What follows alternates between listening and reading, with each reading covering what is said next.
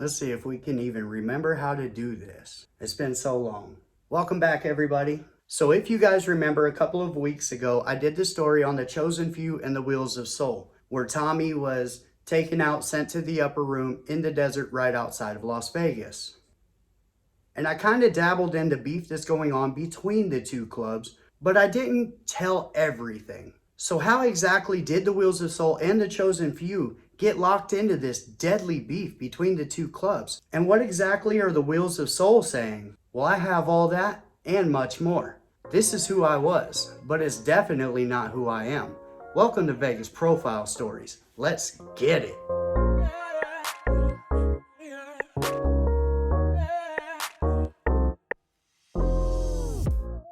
July 2020, Northern California. Toby Gene Livingston has passed away. Livingston is an absolute legend. He's an icon in the motorcycle club world. As the man who started the first ever black motorcycle club, the East Bay Dragons, Toby Livingston is an icon. Everybody knows who he is, and he has a lot of respect when it comes to other clubs. From Jay Leno to Sonny Barger, Livingston had the admiration of some of the biggest people in this world. Now, naturally, when a man like this passes away, everybody's going to go and they're going to show their respects to the man who started it all off. This also includes the Wheels of Soul and the Chosen Few. So from what I'm hearing, there was a pack of about 8 Wheels of Soul that were heading to pay their respects at the man's funeral. Now, amongst this pack is an 83-year-old gentleman who's retired, but he's been a lifelong member of the Wheels of Soul. This is when they stop at a gas station. This is also when around 30 or 40 Chosen Few allegedly pull into the same gas station parking lot.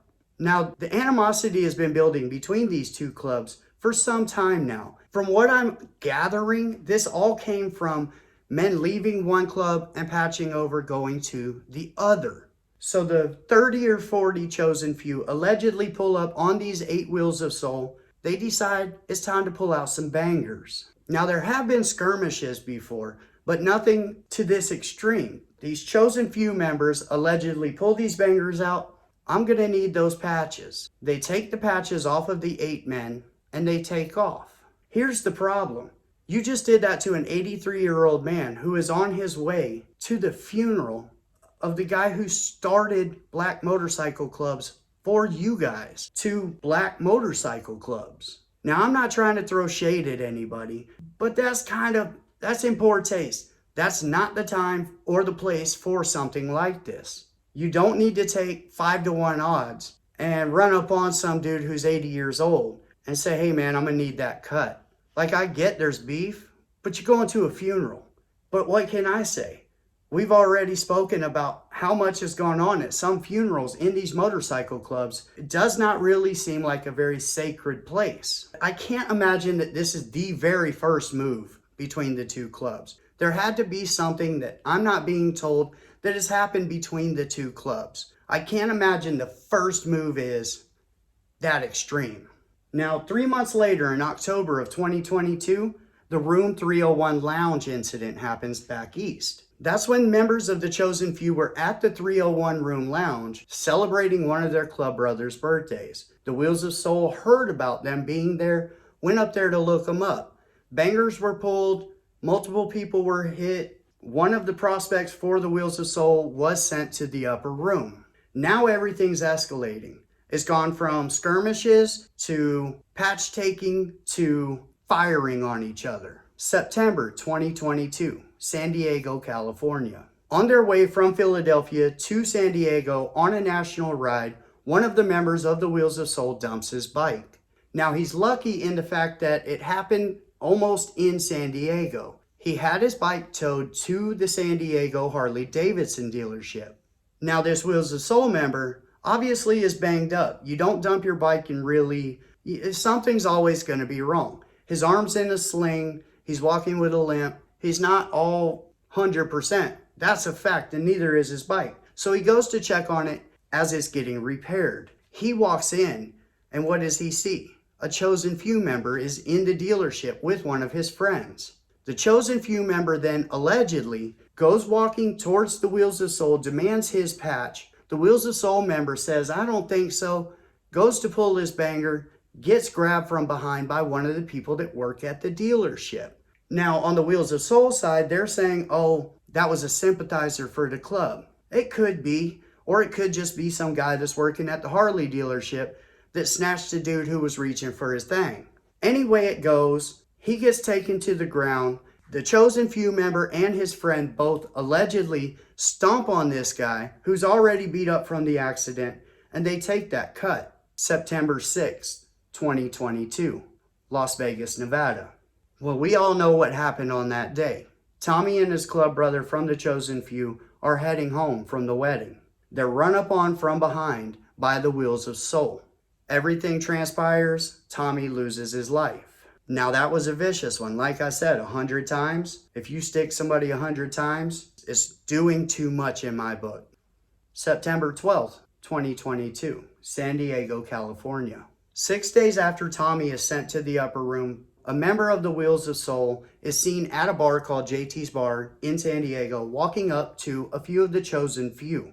How many Chosen Few were exactly at this bar? I'm not 100% sure, but there were a few. Jason Life Twyman tries to walk up to these Chosen Few, extends his hand for a handshake. He's trying to talk to them. He's trying to squash the beef between the clubs. Now, obviously, we know it's already gone down into room 301. And what happened in Vegas is never going to be forgiven by the Chosen Few. It's just gone too far. But this man, he thought maybe he could try to extend the olive branch to try and make things better. While he's talking to these Chosen Few members, somebody dressed in black walks up behind him, points his banger right at the back of his head, and pulls. Now, Jason, he doesn't go to the upper room right away. He actually survived that. He's also survived being kicked while he was on the ground and them taking his cut. A few days later in the hospital, Jason went to the upper room. Now, one of the really disgusting parts of this and disturbing is it was on camera. I found it on YouTube. It was also sent to me by multiple people. The family has to know that their loved one, his very last probably conscious moments for sure, are all over YouTube for people to look at. Now, for the Chosen Few, what can I say? The way Tommy was taken out, I can't say that I don't understand why they did it. Of course I understand. If you had done that to somebody I love, I probably would have done something similar. Putting it on YouTube after is a pretty high level of scumbaggery, and it's very poor taste. It's very low class. Now, Jason was 40 years old. He also had children. And imagine the balls it takes 6 days after you know what your club just did, and you still try to walk up to try to make things okay. Imagine the balls. Like, that's courage. Had he not done it, he'd probably still be around today. But the fact is, he did do it, and it cost him his life. But then it gets worse, even worse. If that's even possible, it gets worse. A memorial is made for Jason. Candles are put out, flowers are put out. His children put teddy bears for their father on this memorial. Somebody comes along, and I'm not going to pretend like I know who it is or call it the Chosen Few doing it. Somebody comes along, breaks the candles, urinates all over the flowers and the teddy bears. Now, this is too far. This is much further than sticking Tommy, doing the hokey pokey on him 100 times. This is much farther than walking up behind Jason and sending him to the upper room. This is complete dirtbag scumbaggery. This is the worst thing I can think of. Somebody who desecrates a memorial or a funeral site, that's not gentleman gangster stuff right there. That is not funny. It's not cool. And whoever it is that did that, you're a real piece of shit. I just want to let you know that. How can you pee on those kids' teddy bear that they left for their father? You know how heartbreaking that is? That's the worst thing. That's worse than what happened to Tommy by far. That's worse than what happened to Jason by far. Like, whoever did that is the real piece of shit. You see this type of thing on the internet, especially when it comes to the gangs and their beefs, and somebody will get taken to the upper room, and at that spot there's a memorial. Somebody comes along, they tag it up, they kick everything over, right? That's kid shit right there. That's horrible. Like, you've already done what you've done.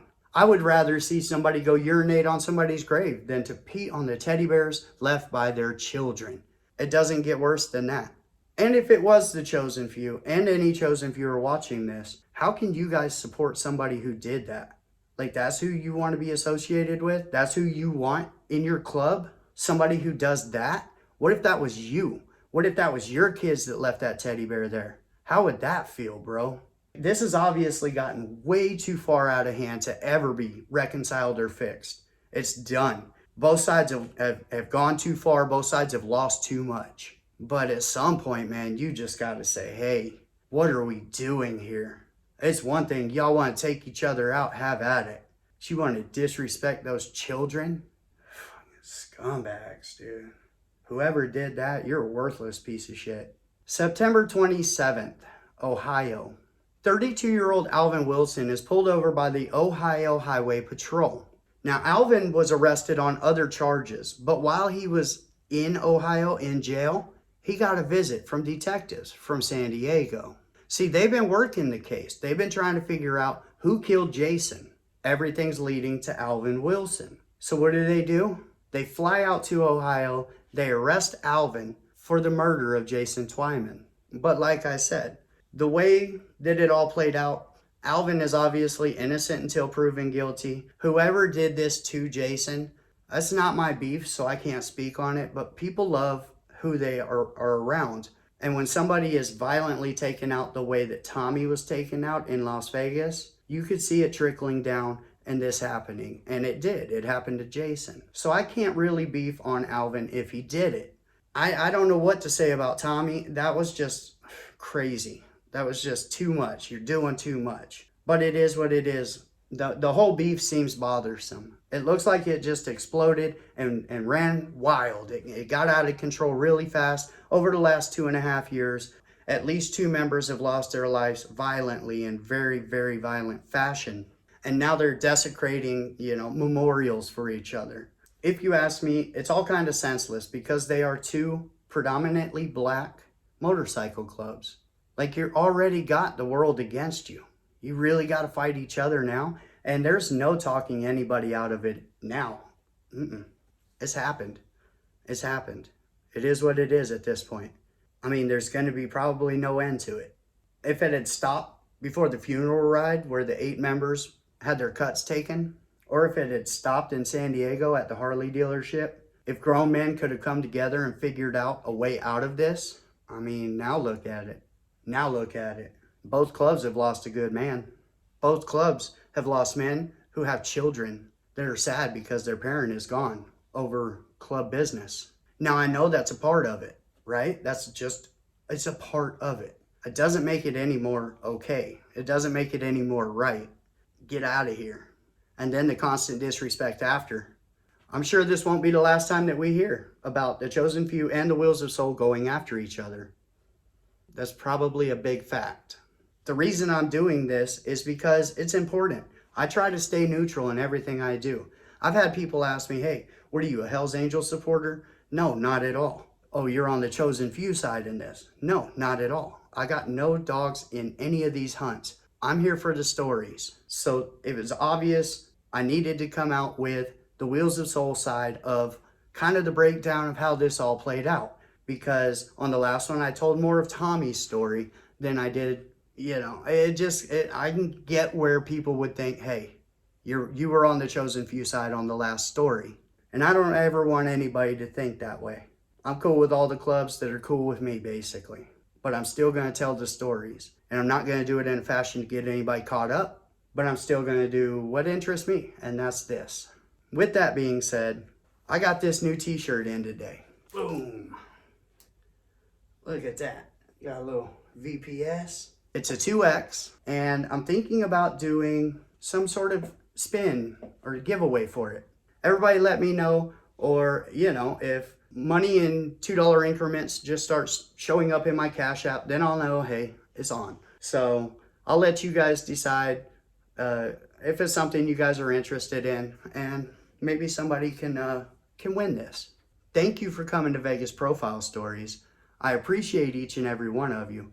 I hope you guys have an amazing day, and I'll see you next time.